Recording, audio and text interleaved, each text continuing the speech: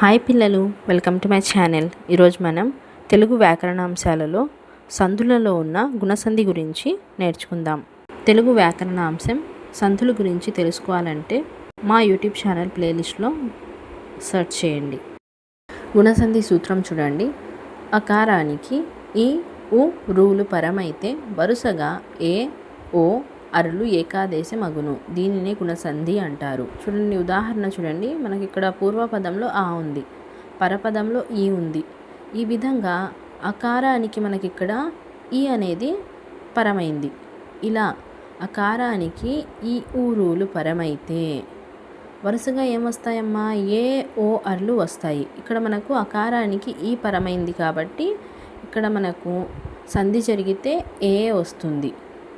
అదే అకారానికి ఊ పరమైతే సంధి జరిగితే ఓ వస్తుంది. అకారానికి రూ పరమైతే అర్ వస్తుంది.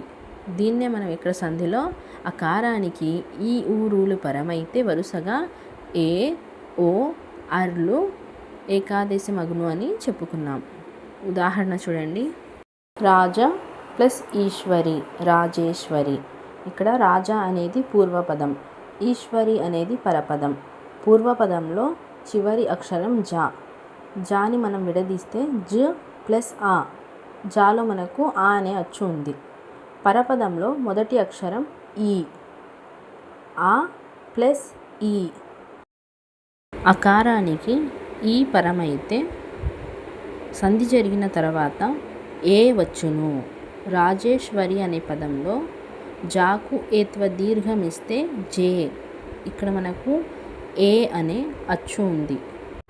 మనం సూత్రంలో చెప్పుకున్నాం కదా, ఆకారానికి ఈ ఉ రూలు పరమైతే క్రమంగా ఏ ఓ అర్లు ఆదేశముగా వచ్చును. తర్వాత చూడండి, పర ప్లస్ ఉపకారం, పరోపకారం. ఇక్కడ పర అనేది పూర్వపదం, ఉపకారం అనేది పరపదం. పూర్వపదంలో చివరి అక్షరం రా, పరపదంలో మొదటి అక్షరం ఉ. పూర్వపదంలో రాలో ఉన్న అచ్చు ఆ. ఆకి ఊ పరమైతే క్రమంగా ఓ వచ్చును. సంధి జరిగినప్పుడు మనకు ఓ వస్తుంది. ఇక్కడ చూడండి, పరోపకారం. రాలో మనకు ఓ అనే అచ్చు ఉంది. దీన్నే గుణసంధి అంటారు. తర్వాత ఉదాహరణ చూడండి. మహా ప్లస్ ఋషి, మహర్షి. ఇక్కడ మహా అనేది పూర్వపదం, ఋషి అనేది పరపదం. మహాలో హ ప్లస్ ఆ కలిపితే హా అవుతుంది.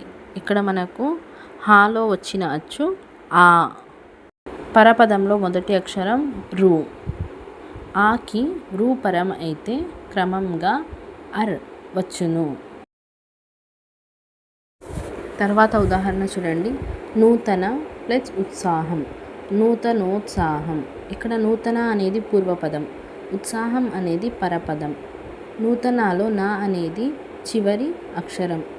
చివరి అక్షరం నాలో ఆ అనే అచ్చు ఉంది. తర్వాత పరపదం చూడండి. పరపదంలో మొదటి అక్షరం ఉ. ఆకి ఉ పరమైతే క్రమంగా ఓ వచ్చును. ఇక్కడ నూతనోత్సాహంలో ఓ వచ్చింది.